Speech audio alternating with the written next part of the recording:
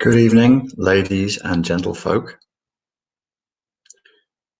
Can I get a sound check? If you could give me a little thumbs up or a yeah in the comments, let me know you can hear me okay before I roll out.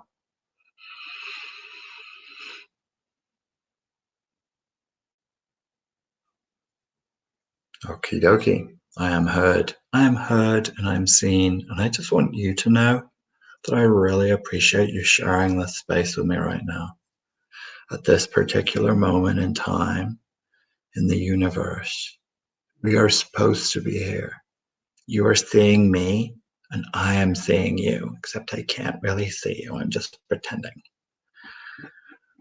So our question, which will have a quansa. We'll have a question, then we'll have a quansa. How to deal with the stress of the masses. This comes from a lady in America. I'm a manager in a grocery store, and I'm soothing so many worried people right now. But I'm worried. Tips to deal would be awesome.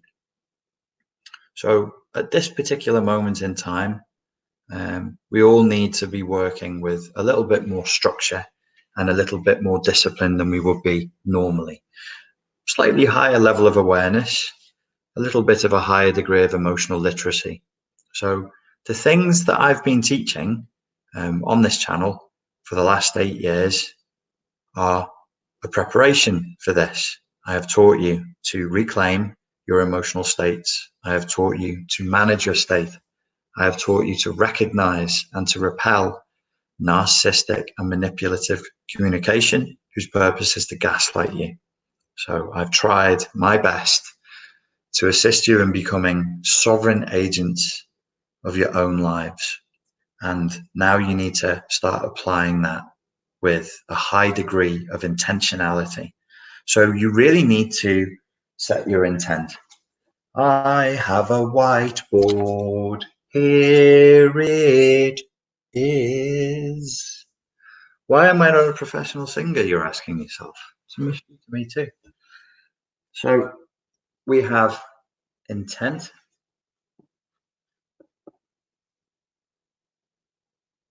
And then we have sovereignty. And for the purpose of being provocative, I'll simply draw that as a crown or a corona, como decimos en español. Es una corona que se pone en la cabeza cuando eres el rey o la reina de tu mundo. This is your corona. So who's in charge of your state? Who's in charge of your state? What is your intent? You want to go to work and you want to help people, and you're going to be interacting with people, and you have an intent to have a certain state. Now, my recommendation in a time of an emergency would be to be with a slightly higher degree of awareness. We're all going to need a little bit more humility in this time. And then maybe because of the way that human interaction works, because your sovereign state transmits. So whatever you want them to feel or manifest, you would have to go there first. So you would have to go into the correct state first. So you want awareness, humility, egolessness. There's a high degree of stress in the environment. You don't want to add to it. You want to try and reduce it. So your awareness goes up, your humility goes up, you behave with greater intent. When you go to work and you grocery shop every day, set your intent that you're going to show up as a shining example of somebody who owns their personal sovereignty, who is somebody who has acquired agency in their own life and who's in control of their own stuff. See, the problem now is a little crown. When somebody's a queen or somebody's a king and they have a castle or a country, that castle or that country has walls. That's a fortress. That's a fortress, Richard. Yeah, that is a fortress. or an amoeba. Same thing, really. You want good things to go in, and you want bad things or old things, things that are done, waste products, to flow out. You don't want waste products flowing in to this cell, to this fortress, because that's bad. So you don't want bad communication, negative thinking, narcissistic behavior, gaslighting, and confusion going in. You want positivity to go in. You want to manifest more positivity in the environment, and the only thing that's coming out should be waste. But we live in a time of great brainwashing where we're told to have no boundaries for anything at all.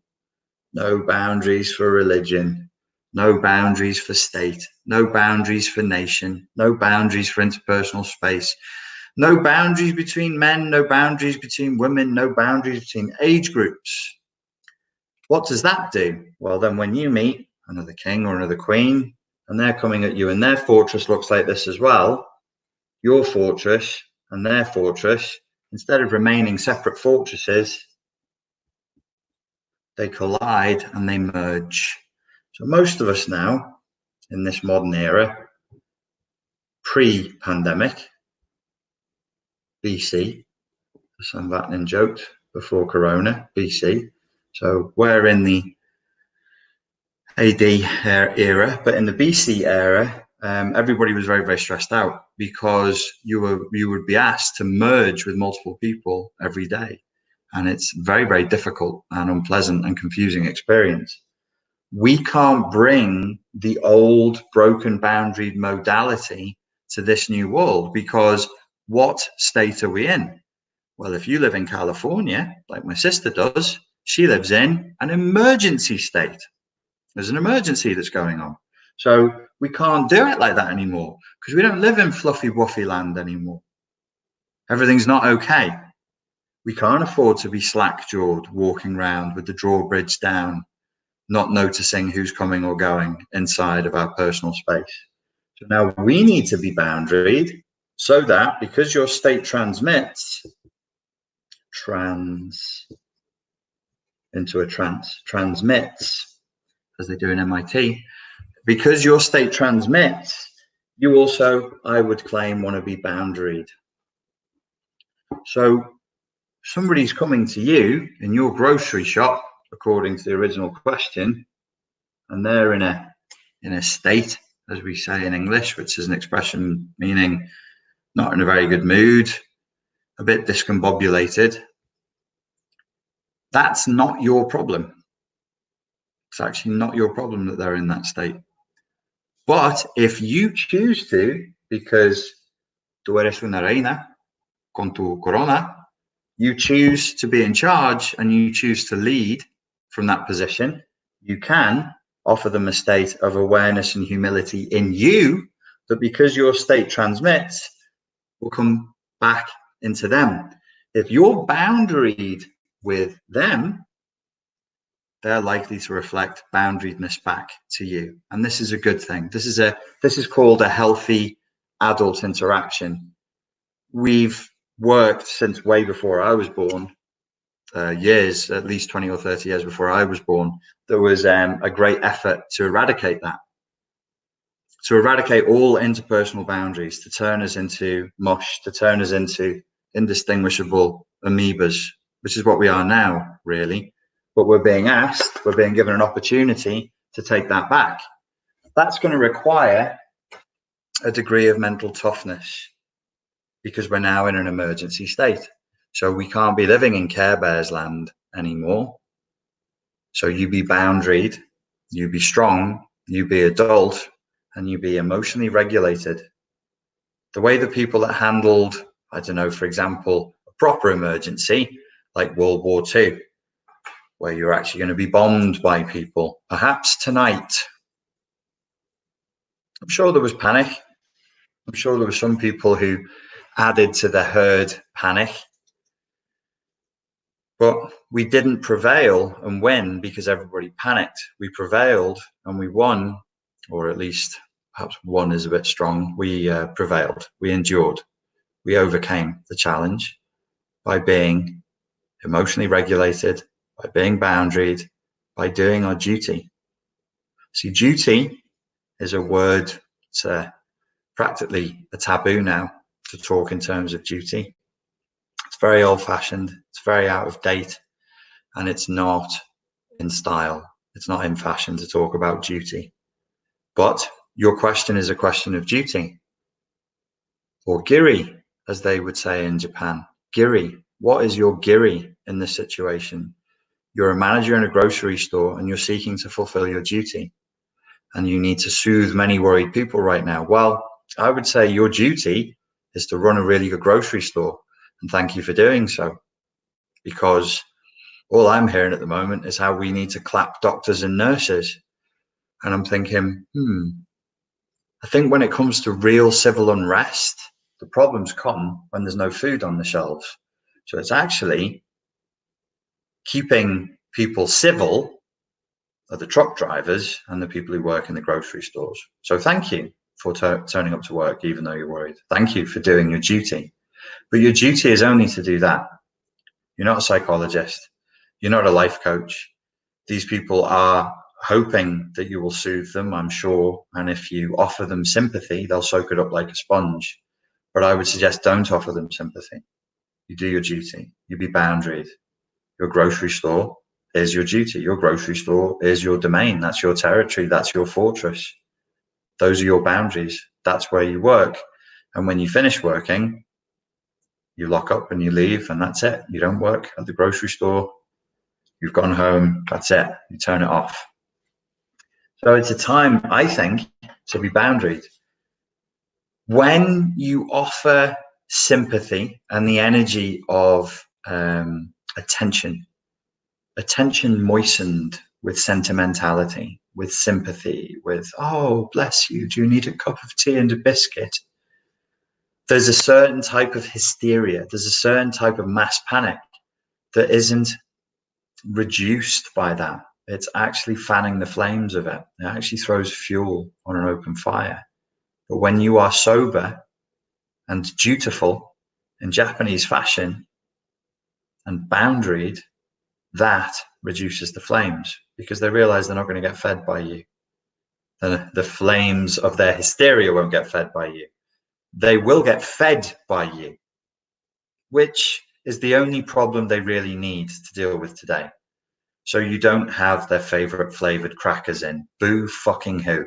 You have something else for them. How lucky we are. How really, truly lucky we are to be living in the richest nations on earth in the first world.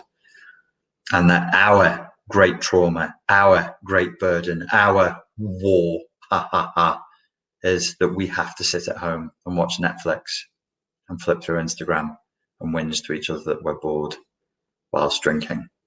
We can still drink alcohol. It's wonderful. We're so lucky. We're such spoiled little brats. But that's what I love about this situation. I really do see the situation as an opportunity. I do see this situation bringing a lot of issues to the surface. Issues even of racial inequality. Statistics out today are showing that more black than white people in America are dying. Vastly more black people are dying than white people in America, because poverty, because shit health. That's just one of the things that's rising to the surface. There's tons of things rising to the surface. We're having conversations now.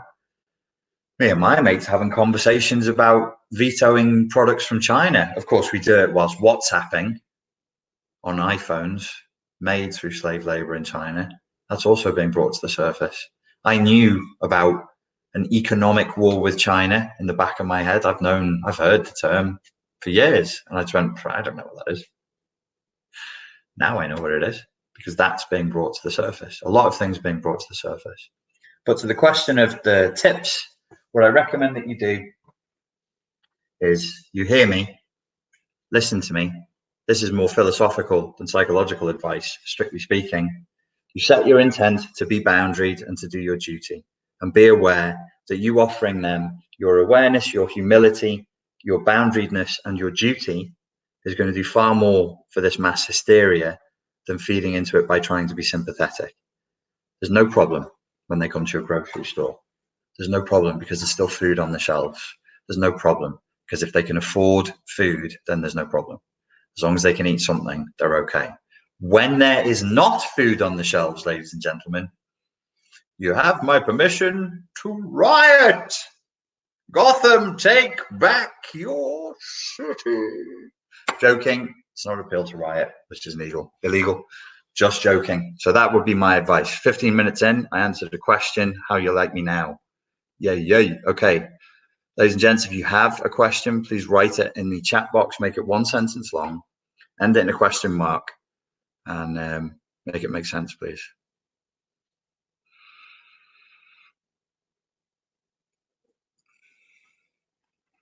David Stevens says, give me my crumpets or riot, which is the most British battle cry in the history of humanity. Meryl Walker has sent me a super sticker. Thank you very much. Appreciate that.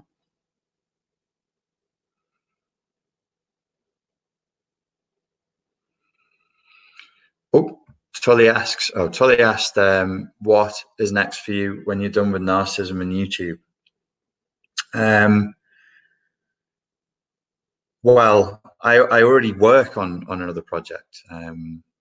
You have the right to riot, hungry or not, which is the way that I actually make money is by teaching other people how to make money. And ironically enough, the majority of my income comes from teaching people how to get online. So the plan was to have this year wrap up, do a book on narcissism, release it, book on the book on narcissism and CPTSD was going to be 2 separate ones, put it all in one book and just go, so long, thanks for all the fish, that was great. Running another YouTube channel where I still talk to people who are interested in hearing what I have to say about whatever. There's a lot of stuff about philosophy, spirituality that I'd be interested to keep talking about. But it looks like the way this year is panning out, I probably will do more work helping the followers of this channel and this project pull in some of them into the other project and helping people to move their businesses online, because everybody for the next 5 years, I think, will be very concerned with making their business pandemic proof. And a lot of families will be looking to make their tribal income pandemic proof. So everybody will be looking to be making some kind of passive income online, which is a good idea. But that's my major field of expertise. I've been doing that since 2003. Narcissism is something I've been doing since 2012. CPTSD is not even a term that I'd ever heard of until 2014. So that's all still quite new to me. Moving businesses online, how to market them properly, how to price things properly, and so on and so forth. That's actually more my expertise. John Basanta sent me a super sticker. Thanks, John. I appreciate that. You guys don't need to send me money, but I do appreciate it. It's very kind. I'll make sure if you send me money, I will spend it on protein bars. Something healthy.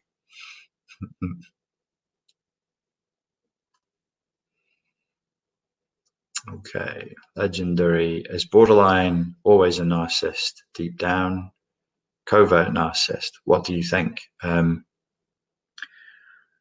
I think that there's other people online now who probably are more qualified to answer these kinds of questions than I am. You have Sam Vaknin. He's really the person that you should be asking on this, because Sam bothers his arse to read the research, and I don't. You're asking somebody. I read research papers very occasionally, but the last few times I read research papers, it was about fitness and strength training. I generally don't. Oh, I read one the other day. It was great.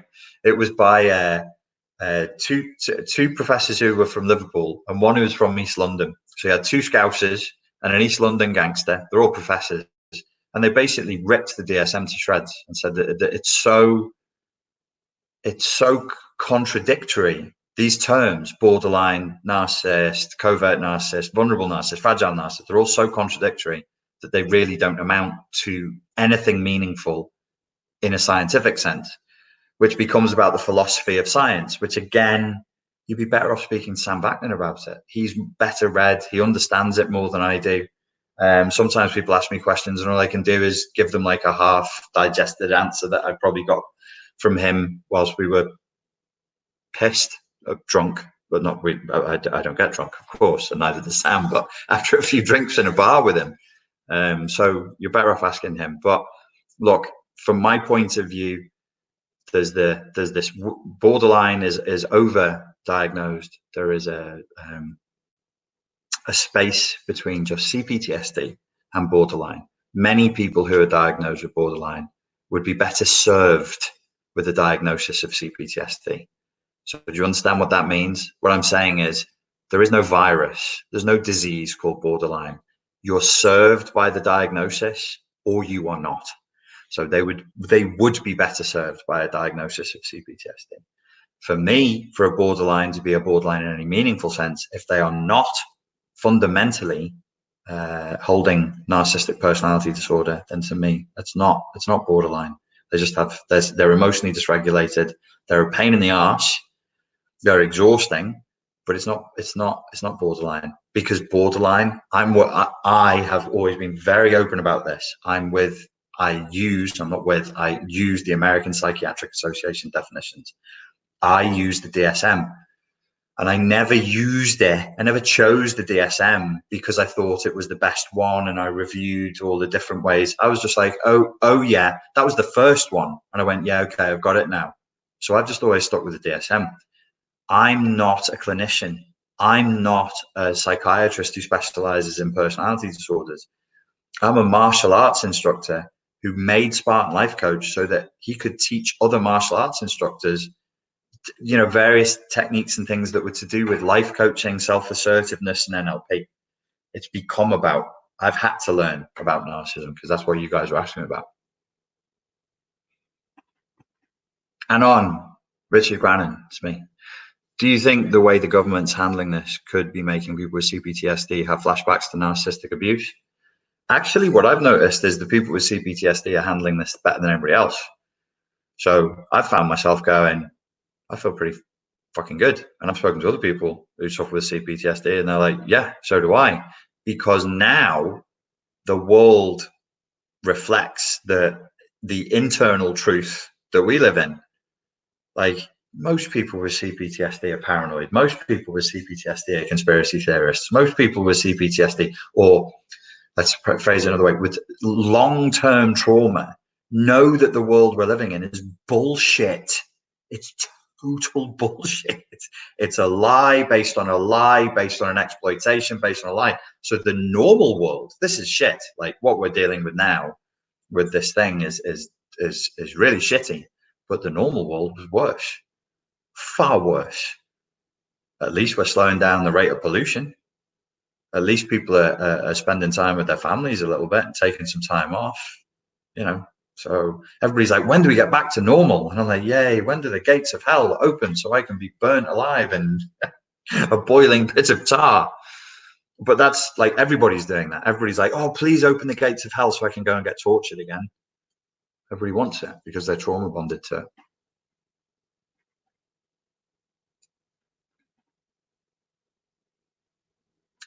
Wow, the comments are coming through fast. Okay. Slow down. Alyssa Dean, what will your other YouTube channel be focusing on in the near future? Completely random topics of interest, or is there somewhat of a plan? There's things that are on my mind. There's things that are on my mind where I just want to be able to talk freely. And I can't here because I didn't know what this thing would be. People asked me about narcissism. I started answering about narcissism. Then I had to go to PTSD and CPTSD. So now this has become a channel that's about narcissism and CPTSD. That's what it is. Like I try and release a video about something else and nobody gives a fuck.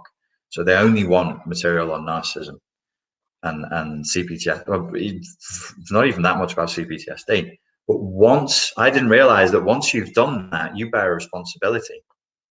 I'm Generation X. I loved Christian Slater when I was a kid. I wanted to be Christian Slater. I thought he was cool. and didn't realize till I was older he was just doing a cheesy impression of Jack Nicholson, and that's what he built a career on. But he did a film called Pump Up the Volume, and he was a character. He was a nerd loner in high school, but then he would do pirate radio, and he'd play a character called Happy Harry Hardon. And I thought he was the coolest thing ever. I wanted to be Happy Harry Hardon, and I am. Here I am, doing Happy Harry Hardon, doing my own pirate radio. The problem with that trajectory is he's talking to sensitive, messed up high school kids, and one night he makes a joke that somebody takes the wrong way and they kill themselves. And so I am corralled in what I can and can't say here, because if I talk about what I really want to talk about, which I have tried to do, I've had stalkers off the back of it. So if I talk if I talk too much about spirituality, I'll get people who are really mentally disturbed. No jokes, like really people who probably should be in care, will flock to me. I knew it was you.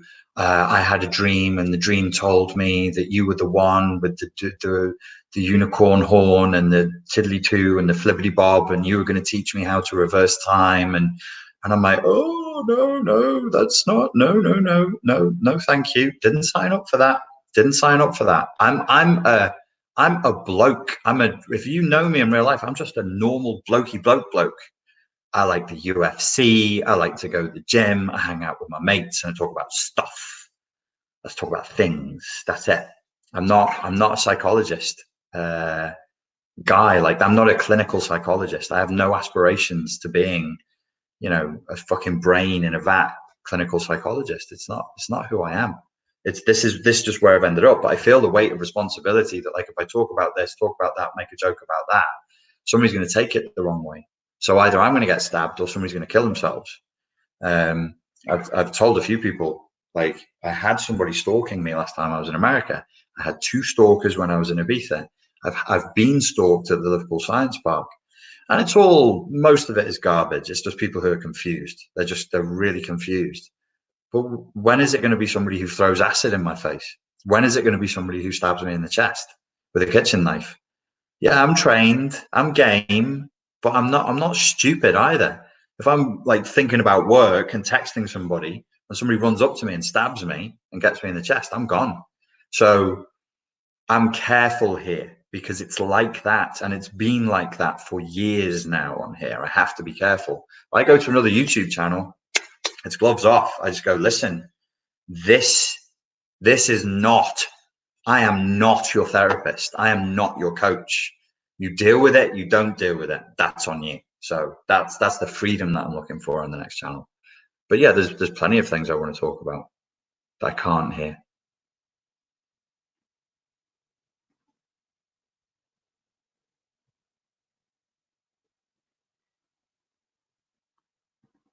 Mark Fuller says, I absolutely loathe the UFC. It's barbaric. Yes, it is. It really is. It's terrible. I love it. Okay. Twin 13G. Deef from Deef's group. Deef. Good man, Deef. I love your pointer. Your state transmits. Question. Do you think dissociation, flashbacks are contagious? If so, can it be weaponized to plant suggestions or dump emotional garbage?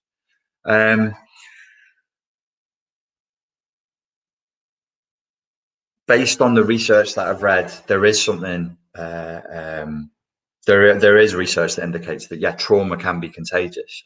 I know that if you live with somebody who's highly emotionally dysregulated, you become emotionally dysregulated too. That's for sure. So if dissociation is a flashback and flashbacks are contagious, could you catch dissociation? That I don't know. You can definitely catch trauma. You can definitely catch secondhand trauma. Which trauma response you go to based on that trauma would be harder to control. If I wanted a nation responding with disassociation as a trauma response, and I wanted to train that, I would put a flashing box in the corner of their room from when they were a baby to when they're an adult.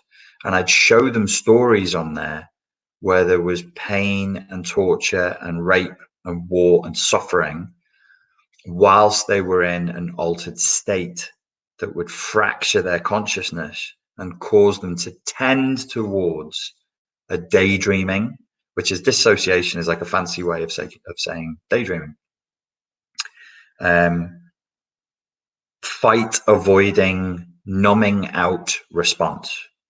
This is dissociation is freezing in there. If it's fight, fawn, flight, or freeze, this would be classed as freezing. And there's an element of running away, so there's flight in there as well. So you could entrain people to have dissociation as their preferred traumatic response. You would use television to do that. That would be the right way to do it. Can it be weaponized to plant suggestions or dump emotional garbage?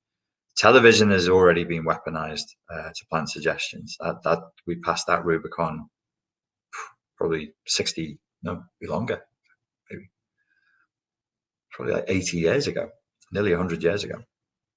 And the dumping of emotional garbage, sure. I mean, there's plenty of toxicity there. There's plenty of stuff there that would allow you to indoctrinate people and that kind of thing.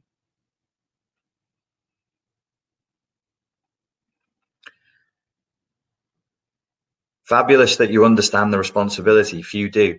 You know, I love Slavoj Žižek, and he is trained as a psychoanalyst before he was a philosopher, but he never did psychoanalysis for that reason. He said, I'd be worried that I would say an ironic joke, smile at the wrong time, and then the person would be really hurt, and then they might kill themselves. So that's why Slavoj doesn't do it. That's why he sticks to philosophy and making documentaries about films.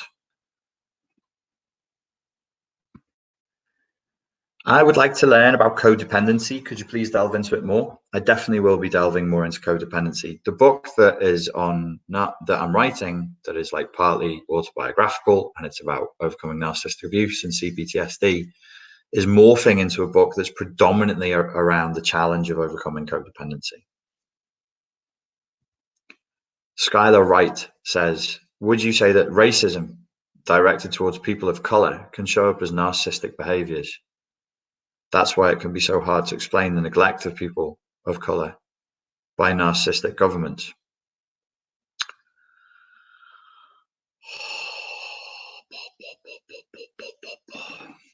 There was a time when I was in Malaysia and I was doing the Spartan Life Coach YouTube videos, and there was a time when I was only talking in a veiled way about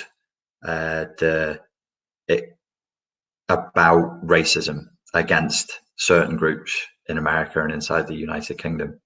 And I was like, somebody's going to get this. Somebody's going to get this. Somebody's eventually going to get that I'm talking in a veiled way about racism, and nobody ever did. Nobody ever did. If you want to describe the experience of certain groups, at every stage of that experience, you can do it entirely within the lexicon and within the narrative of narcissistic psychopathic abuse, right the way through to being used, discarded, and then demonized for still being around, and then continuing to be the garbage dump of everything in the I wouldn't say the government, I'd say the collective consciousness. Everything that's bad in me, I can put it into you. I can put it into these people who don't belong here in this country that I just stole 5 minutes ago. You fucking foreigner. Yeah, this country belongs to the white man. And the Cherokee are going, hey, fuck it. So yeah, there was a time where that's what I was talking about, was basically about racism, and racism is never not narcissistic abuse. It's never not narcissistic abuse. It's covert, it's overt, it's grandiose, it's fragile. when you see it on what we would typically call the right wing, it tends to be overt and grandiose. When it's left wing, it's patronizing and fragile and vulnerable. But it's all narcissistic abuse. It's narcissistic psychopathic abuse. So yes, you don't need to step outside of the lexicon of narcissistic abuse to understand it completely, including scapegoating, institutionalized, intergenerational, centuries-long scapegoating. I used to host a documentary by a comedian called Patrice O'Neill, but they made me take it down. It was allowed elsewhere on YouTube, mirrored by other people. I just wasn't allowed to have it. And he had some very interesting points of view on the subject. Little Kitty says, do you think there's a way to manage bipolar, mania, depression, and hypersexuality without medication? Can I go back to the part where I said I was a self-defense instructor who just wanted to teach other bros from the gym how to assert themselves? It's called Spartan Life Coach so that they wouldn't feel bad about getting like help, counseling, therapeutic help. It's like, no, it's not help, it's life coaching. It's just about goal setting, and it's called Spartan, so it's super manly. So this bipolar, mania, hypersexuality medication question, take it to a clinician, mate. I am just way above my pay grade, especially when you start asking me about medication. I'm not a doctor. Here's a question for you, boys and girls. Do you think that people should, on YouTube, call themselves doctors without making it very clear that they're not actually medical doctors? Or phrased another way, is it disingenuous to go around saying, I'm a doctor, I'm a doctor, I'm a doctor, knowing that the majority of the public have no idea that there's tons of people with PhDs called doctors, knowing that people think that they are actual medical doctors? What do you guys think about that? Do you think it's cool, or do you think we should stop that? How will narcissists fare in this new paradigm? Look around. How are they faring? How is our largely narcissistic, slowly becoming psychopathic population doing? If you're in, it's highly likely, based on the statistics that I review frequently, that you're either in America or UK or Canada. So how are our narcissists doing? What do you see? What do you hear from people?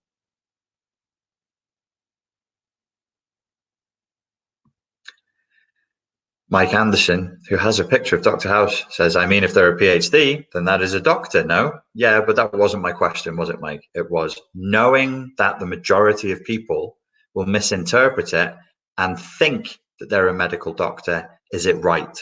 Should they at least say, I am a doctor, but I'm not a medical doctor? Do they have an obligation to do that?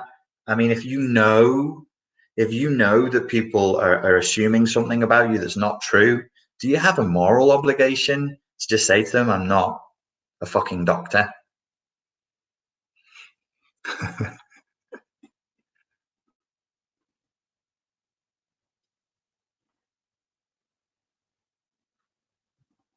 I'm a doctor of laws, but would never try to call myself a doctor. God bless you for that. God bless you. Because I know how hard it is for people to get their PhDs, to get their doctorates. Not because I've done one. I coached somebody for a year who was doing a PhD. And I was like, why would you do this to yourself? I coached her for a year. It took her 5 years to complete it, but I helped her for a year. And I was like, my God, this is torture.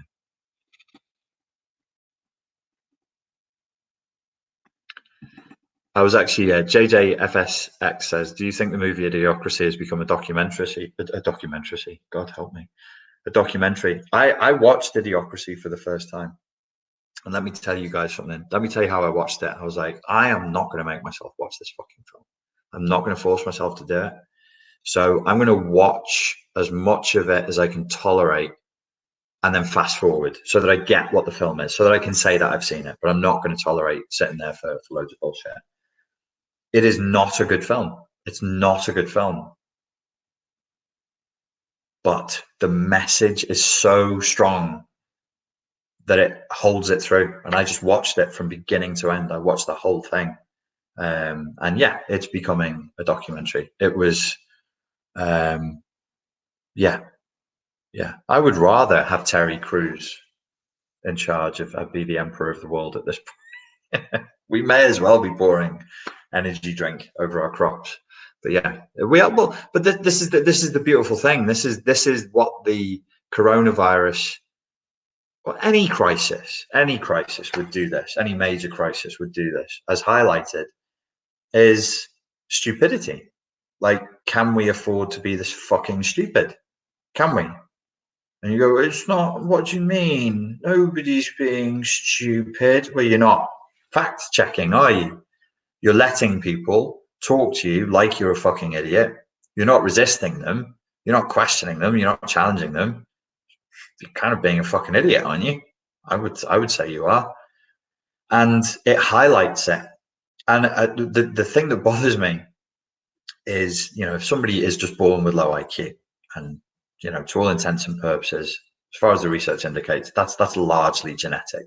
Maybe you can train somebody up in IQ by like 15 to 20% in a different environment, but they just don't have it, and that's fine. I'm like, okay, fine. Willful stupidity, I have just zero patience for.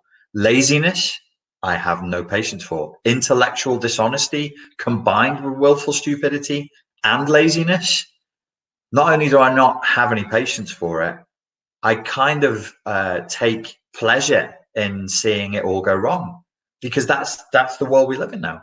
It's people taking their intelligence, wiping their dirty bottom holes with it, flushing it down the toilet, engaging in willful ignorance and being proud of it, being incredibly intellectually dishonest and being proud of it, and just being plain lazy, purely fucking lazy. So yeah, there's that. He has a Reiatsu Abdon chakra. I don't know what that means, but I'm sure it's beautiful. Somebody just asked me a question and sent money with it.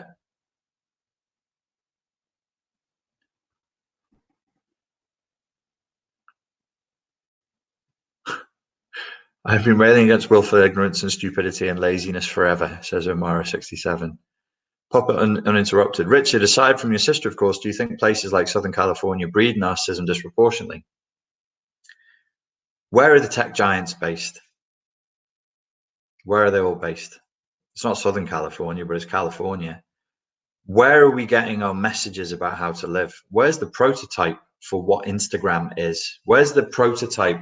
Can you imagine the kind of retarded, vicious, stupid, shallow, unmitigated dross that fuels the majority of a platform like Instagram? The concept, the notion of an Instagram model. Yes, it's completely Californian. And what they've done, which is narcissism in action, is they've made us live in their world. They've created this uniform. It's like monotheism. It's like, this is the only way. This, this force, this ideological force that takes over everything, that goes, this is the world. These are your values. This is how you should live. This is what you're frightened of. This is what you're jealous of. This is what is funny. This is what is cool. Accept that, slave. And that's it. And yeah, absolutely. I think the whole world, no, in the Eastern Europe, it's not touched them yet. In East Asia, they're pure. In Russia, believe whatever the fuck you want, man. You want to suck your thumb, live in La La Land? The whole world lives in Southern California. The whole world lives in fucking Southern California.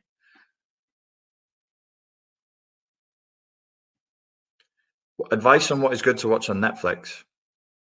I have been so fucking busy the last 7 days. I haven't had a chance to watch anything. I think I watched a bit of Freud for half an hour. Freud was okay, and then it sort of morphed into like Penny Dreadful with the Eva Green series. Apparently this thing about tigers is good, but I haven't had time for that. Better Call Saul is good, but I haven't had time to watch it. And I watched a bit of there was an animation I wanted to watch the other night, and then I had to do more work and I couldn't watch it. What's it called? carbon something. It looked like the Animatrix series, so I quite like the animation side of it. But yeah, Freud started out good, and then it was like, this is a bit shit now, unfortunately. Better Call Saul is really, really good. You see the Sopranos after last week. I was saying, I missed the Sopranos and I missed the good writing. A couple of the guys from the Sopranos are actually doing a podcast, and if you're interested in it, it's good. It's called Talking Sopranos, and it's available on YouTube.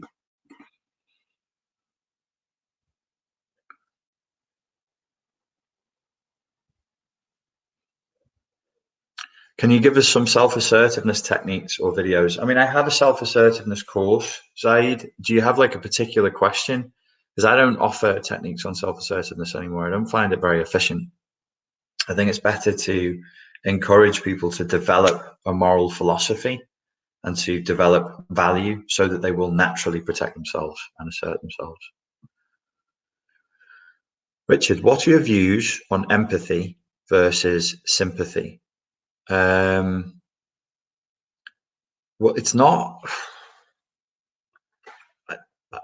Yeah. I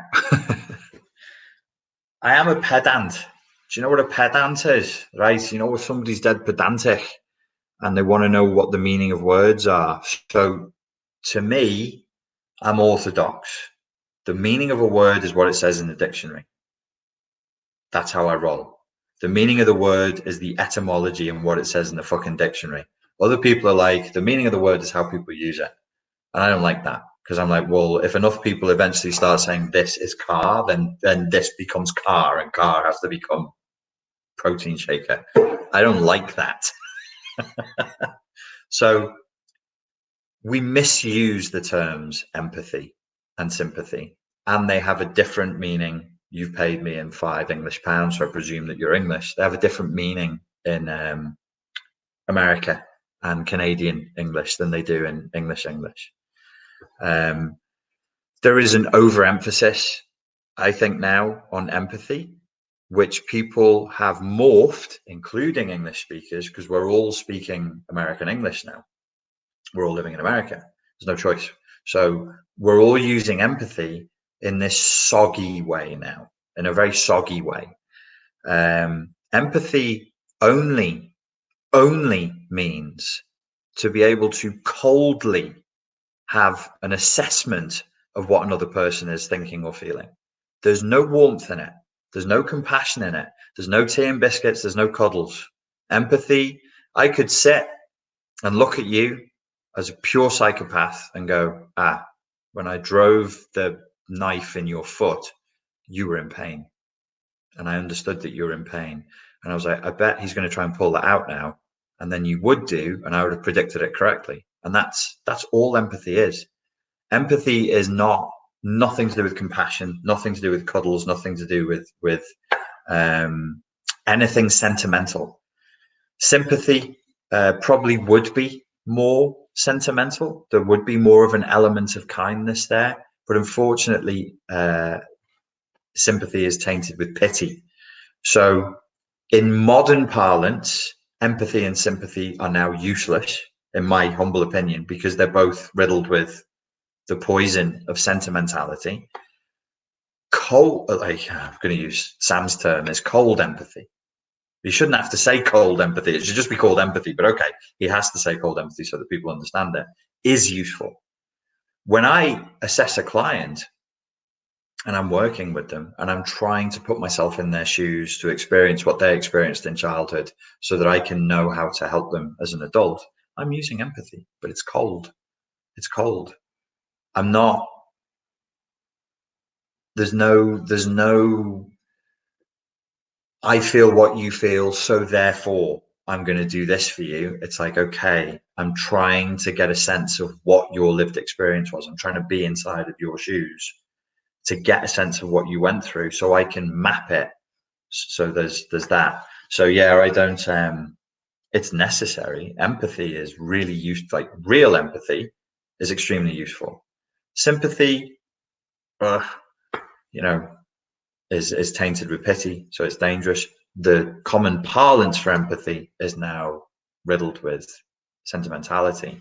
And so it's become fairly useless. And now you have everybody talking about fucking being an empath, which I was guilty of like 6 years ago. I used to use that term. And then I realized, this is one of my many slip-ups, I realized when I was talking about being an empath, there was a whole group of people who thought I meant I was psychic. And then some of these were the ones who were like, oh, I recognized you. You were my father from the Pleiades in a past life. And I knew that you were the empath. And I'm like, no, none of that happened. That's not, I'm not. And none of that happened. So yeah, I'm a fan of true empathy as defined in the English Oxford Dictionary. Big fan. But everything else, the way it's misused, I'm not a fan of. Gianna says, are combat veterans with PTSD also narcissists? No, due to the way they abuse the people around them. I'm sorry that you're having this experience, Gianna. What can happen? And again, this is one of the few pieces of research I've read in the last 5 or 6 years. Good research, very thorough, very, it was done with the American military. So they had like a big group of people to work with, because typically in psychology, if you ever want to critique somebody's psychology paper, you go, oh, you didn't have enough people to work with. The sample size was too small. The sample size with this one was big. And what they found was that, I wish I could remember the percentage for you. I think they said it was high. It was something like 40% of combat veterans who had been diagnosed with PTSD, when they were given a test for borderline personality disorder, 40% of them tested positive for borderline personality disorder. So what's going on there? So to a clinician, to you, you can just say narcissist, but to a clinician, somebody who's pedantic about it, you should say borderline. So many combat veterans come back displaying the traits of borderline personality disorder. We say borderline rather than we say, like, I'm not with those fucking cloaked dildos. They say, the psychs, the shrinks, the psychoanalysts, they say borderline rather than overt classical grandiose narcissism, because of the self-destruction. So what we see with combat veterans: drinking, drug abuse, gambling, pornography, extremely bad moods, extremely emotionally dysregulated. And the really, really sad thing to read in the research was just how damaging it was for the family. So the one of the parents comes back, the spouse develops PTSD, sometimes borderline personality disorder, and so do the children. And everybody in the household starts to use self-destructive coping mechanisms more. Everybody will gamble more. Everybody will consume more porn. Everybody will consume more drugs if they can get hold of them, and so on and so forth. Here's an interesting thing. If the combat veteran is female and she comes back to a male spouse, his PTSD, the secondhand PTSD, is very, very, very extreme, typically. So a woman has more ability to cope and be resilient in the face of her man's combat PTSD than a man is in the face of his woman's combat PTSD. Just an interesting aside for you to know. So yeah, borderline personality disorder is frequent. Now, why? Well, emotional dysregulation combined with the kind of extreme brainwashing they experience in the military, and the narrative that they're forced to live, which is not a narrative that lends itself to making them good clients after the military. The narrative they've been living, the brainwashing they've been living, makes them obedient, fast reacting, professional, effective, psychopathic murderers. So we take huge numbers of humans, make them really good at one job, and even if they're just like, they're only mopping the floor on the ship, they never pull the trigger for anybody. The institution that they're in is an institution of murder. I say that with no judgment. I think it's absolutely necessary. I am pro-military. I used to want to be in the military myself, but let's not kid ourselves. It's about murder. The power comes from murder. You take murder away from the military and it's like, what are you guys? you just have a bunch of really big vehicles and funny outfits. So that narrative, combined with the emotional dysregulation and also being stripped of any sort of coping mechanisms, can leave them in a really, really bad state. I'm actually reading David Goggins' book, Can't Hurt Me, at the moment, which is a litany of a description of abuse and ineffective coping mechanisms. And I do think that some people can be trained into highly narcissistic, highly psychopathic responses by the military, because that's how the military deals with threat. That's how the military deals with weakness, with a narcissistic psychopathic response, which is appropriate in the context of we're over here, we might die. There's another group of people over there who want to kill us. We need to kill them. Weakness should be treated with contempt under those conditions. It's an emergency state. You want strength. You want efficiency. You don't want people plumbing the depths of their childhood to see where the pain is and trying to resolve it there on the battlefield. It's not appropriate.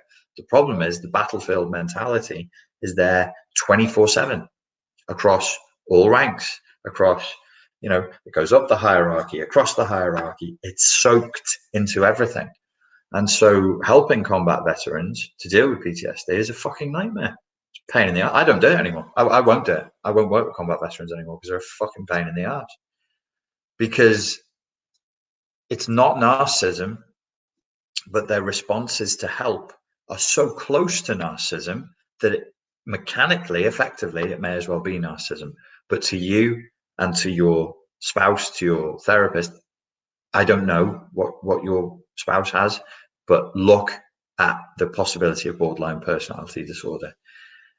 Because if it's treated with, say, like something that has a track record for treating borderline personality disorder, like dialectical behavioral therapy, it's called DBT, developed by Marsha Linehan, right? Marsha Linehan. Then, there's a chance that he can come out of that. And I hope that he does.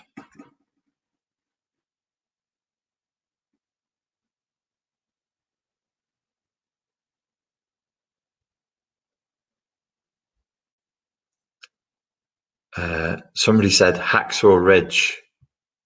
Hacksaw Ridge, no weapons. Yeah, that's right. There was no weapons at all at Hacksaw Ridge. Marsha Linehan was correct. Yes. I like it when I get it right.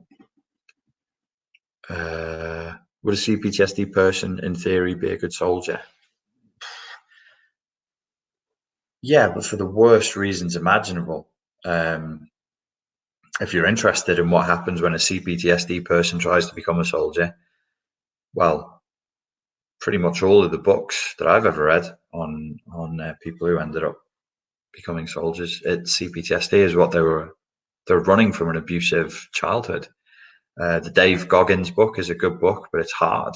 It's a hard, granular, claustrophobic look at close range domestic violence for the first 2 or 3 chapters of the book. So it's tough. I don't think anybody signs up who doesn't have CPTSD, which I didn't want to complicate my answer to the other lady, but that's another problem that the military have found. The military psychologists have stated this, the British and the American military. They're like, hey, some people respond to the therapy we give them for PTSD and others of them don't at all. Are they malingering? Are they just hanging around, soaking up and wasting our time? And my hypothesis would be you found the people with really strong CPTSD and they won't respond as well as the guys who just had PTSD in adulthood, but not in childhood.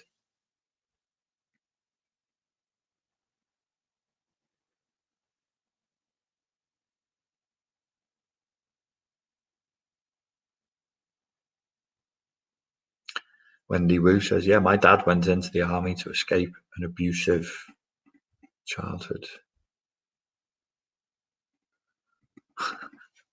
Roble says, what are your spiritual intuitions in regard to this time? COVID-19, self-isolation, economic uncertainty. I think this is a time for us to connect with who we really are.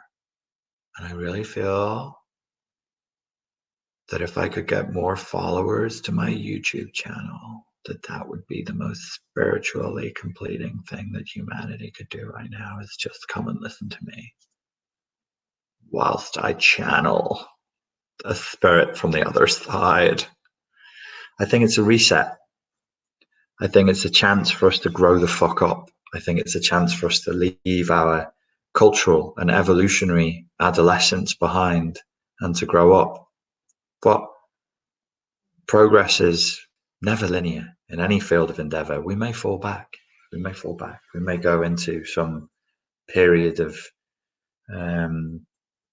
one of the things I fear is a very communist style, technocratic totalitarianism. The worst elements of, say, the Matrix plus the Minority Report mixed together. And if that happens, then that's what's supposed to happen. But this is a chance. It's a chance because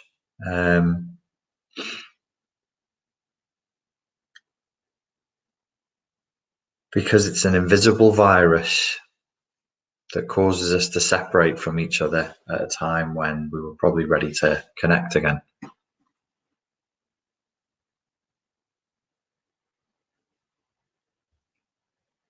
And remember Blade Runner. All right. All right.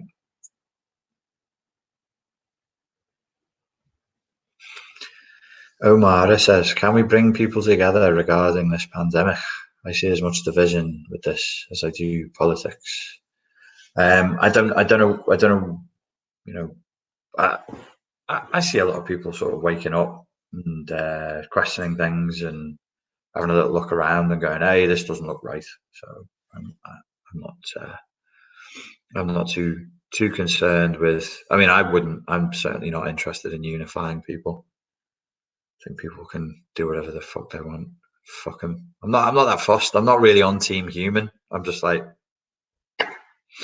well, no eternal reward will save us now for wasting the dawn.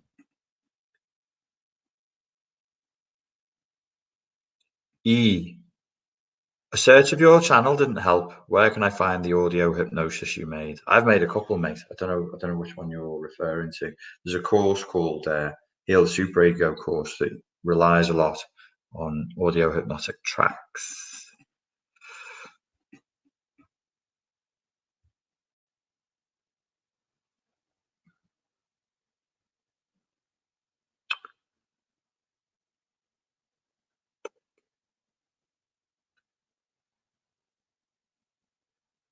Okay, I'll take one more question, and then I am going to wrap it up for the night because it's late here.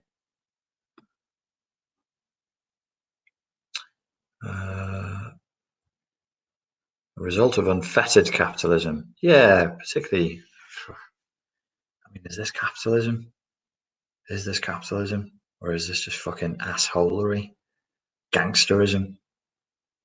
But yeah, I take your point. Unfettered. It's gangsterism, really.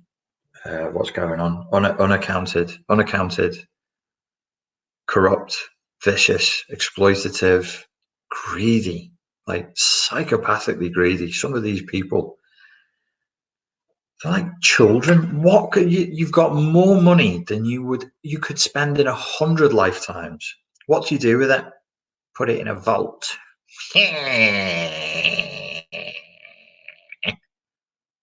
Some people over here, they appear to be children. They'd really like a yogurt. It's my money. Oh, okay. It's just I can't sleep because they're crying because they're hungry. It's my money. Oh, okay. I don't mind people making money. I make money. I like money. I'm a capitalist. I'm an entrepreneur. I like the sales and marketing process. I like business. I think it's dignified. I think it's a manly, red-blooded endeavor. I love it. But once you, as an individual, have got past 50 million quid, what are you going to do? And we're not talking about people with 50 million quid. We're talking about people with fucking 50 trillion quid. What are you going to do? Just inject caviar in my ear, jam more cocaine in my ass while I drink this liquefied gold? What are you going to do? What are you going to do with all that money? Just give it to someone or educate people? Why do none of them have any education programs? Why is it when you've got loads of money, you want to fucking medicate people, vaccinate people? Where's the education program? Come to me, give me 10 million. I won't take a penny. I'll give you a decade of my life, and I'll show you an education system that will make your fucking head spin. An amazing education system that raises the consciousness of the youth. Give me the money. I'll do it. I'll do it for free. And I'll let people just pay my rent. I'll just go, you give me donations and pay my rent. Is that a deal?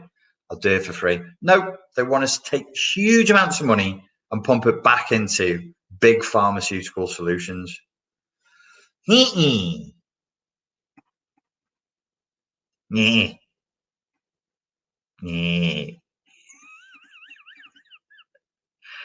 you took the Burj Khalifa, right, which is this fucking huge building, that's pointless. If you've not seen it, you wouldn't know.